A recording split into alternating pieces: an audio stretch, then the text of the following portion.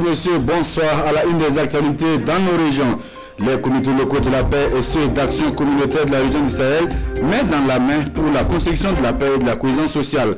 Un tandem réuni en atelier à Douri avec pour mission principale de relever les défis en matière de paix et de sécurité dans le Sahel. Kaya, quand circuler dans la ville devient dangereux. Pas un seul jour donc sans accident de la circulation.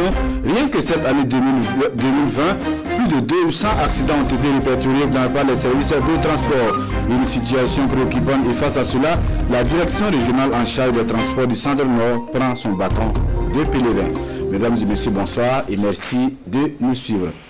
Direction la ville de Douri, où les comités locaux de paix et ceux des actions communautaires des 4 provinces du Sahel sont en conclave depuis le 15 décembre dernier. Objectif affiché, créer un cadre d'échange entre ces acteurs locaux afin de relever les défis en matière de paix et de sécurité. L'initiative est de l'Union fraternelle des croyants de Douri avec le soutien financier du gouvernement américain. Le compte rendu de Boya Makane et Pini Denienou.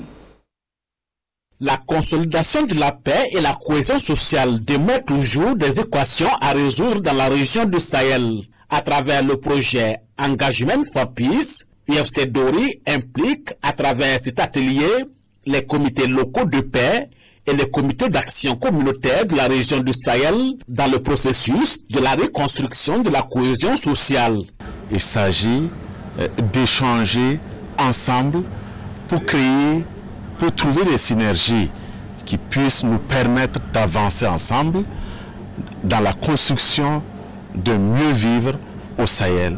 Cet engagement de l'UFC Douri à la faveur de la paix est salué par plus d'un. J'ai lancé un appel aux populations du Sahel de faire la paix partout, en commençant dans nos foyers, nos voisins, jusqu'à la limite de nos frontières. Parce que sans la paix, on ne peut rien construire.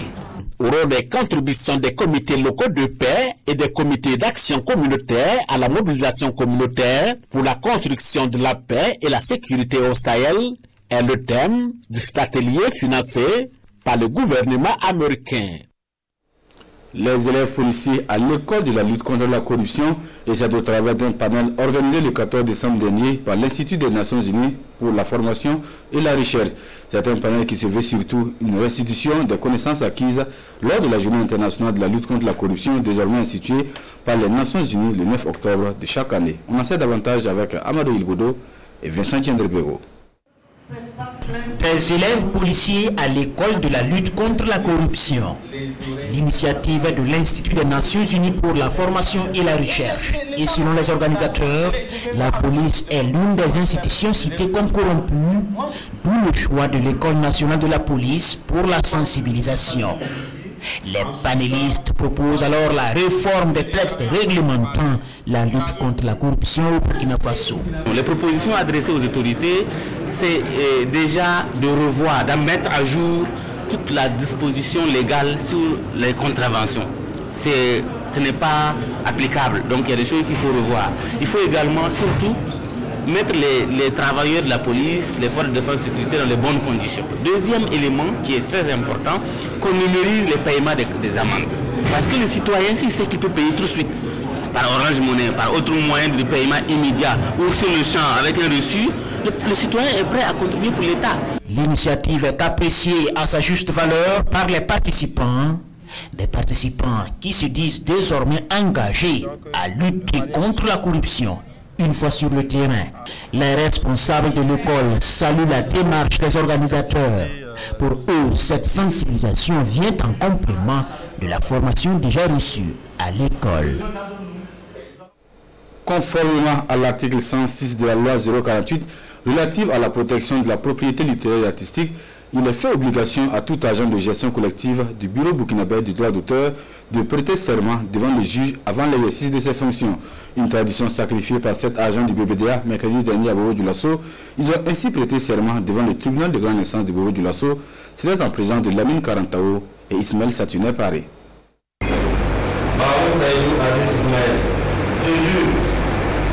Par cet acte, ils prennent ainsi l'engagement de bien remplir leur mission vis-à-vis de la loi.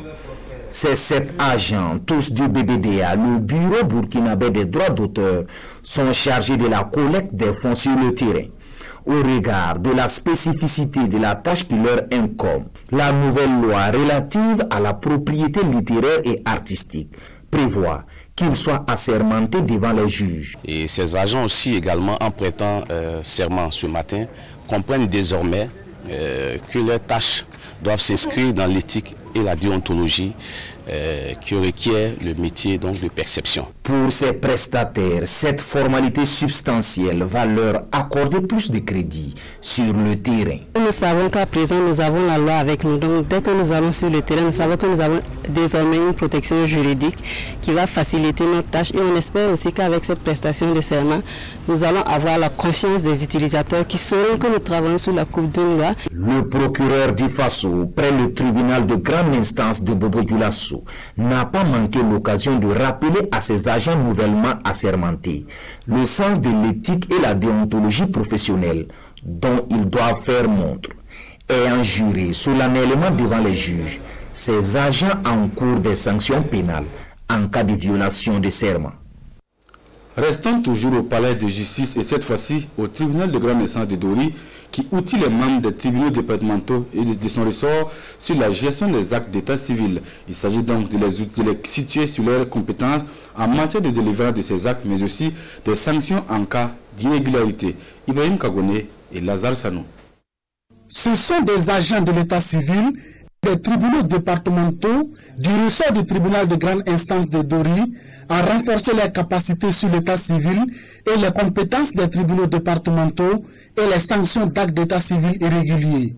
Cette formation doit leur permettre d'apporter des solutions aux difficultés qu'ils rencontrent dans l'établissement d'actes d'état civil. Et ces difficultés donc déteignent également donc sur les questions donc sécuritaires. C'est pourquoi il était de bon ton que nous puissions donc nous réunir, échanger sur ces difficultés au niveau du tribunal de grande instance de Dori. Nous avons donc un nombre impressionnant donc de demandes donc de rectification, d'annulation d'actes d'état civil. Il est beaucoup attendu de ces agents dans le processus de modernisation de l'état civil. Renforcer les capacités des agents de l'état civil, ça concourt à la modernisation de l'administration publique, tant recherchée par les premières autorités de ce pays.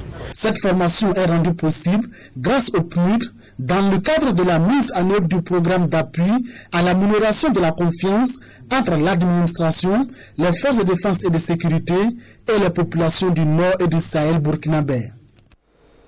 Dans un tout autre registre de l'actualité, le projet RESCODE, réponse inclusive et sûre pour la continuité de l'éducation des enfants déplacés internes de 3 à 18 ans dans la région du Nord et de la boucle du Moun. C'est ce nouveau projet lancé par l'ONG EDUCO et qui sera mis en œuvre dans les provinces du Sourou, de la Kossi, du Lorum et du Yatenga.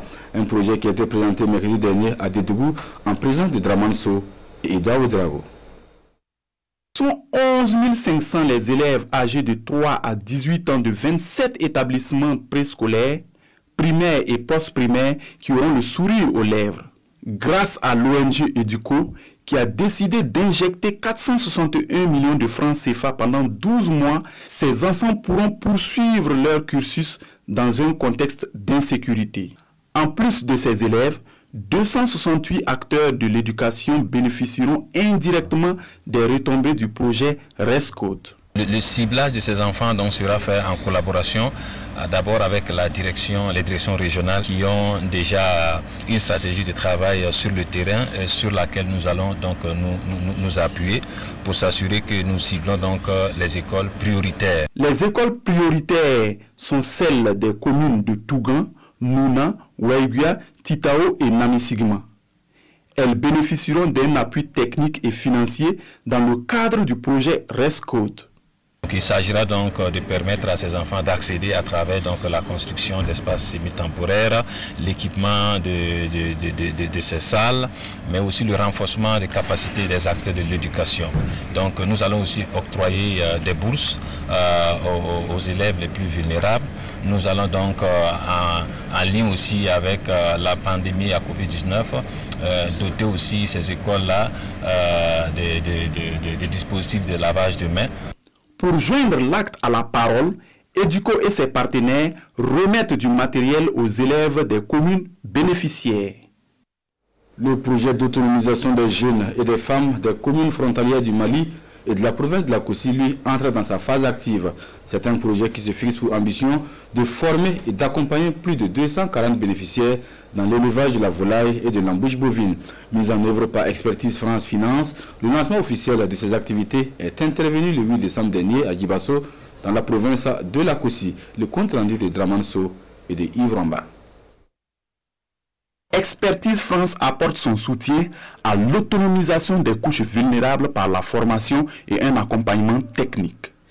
Elle dépose ses valises dans la province de la Kossi, où plus de 240 personnes bénéficieront de son appui à travers un investissement de plus de 123 millions de francs CFA. L'élevage des poules, l'embouche, c'est des activités quotidiennes. Mais les gens ne sont pas outillés, n'auront pas pour pouvoir mener ça à leur souhait.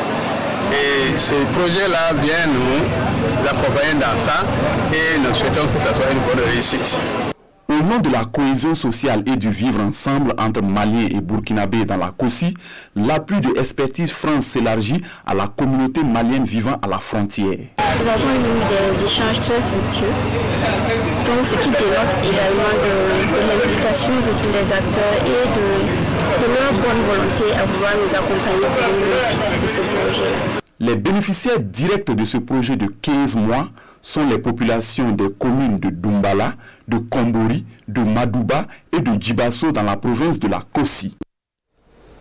Dans l'actualité ce soir, la direction régionale des transports du Centre-Nord sensibilise les populations de la ville de Kaya, en particulier les déplacés internes, sur la circulation routière. Rien qu'en cette année 2020, plus de 227 cas d'accidents ont été enregistrés dans la ville de Kaya, avec malheureusement 15 morts. Des accidents pour la majeure partie imputables au non-respect du courrier de la route, d'où cette campagne de sensibilisation. Pascal Tapsoba et Jacques Oudrago pour le compte rendu. La circulation dans la ville de Kaya devient de plus en plus dangereuse. De nombreux accidents mortels surviennent fréquemment du fait de la concentration humaine occasionnée par le déplacement massif des populations. Pour cette année 2020, les services de sécurité enregistrent 227 accidents avec 15 morts.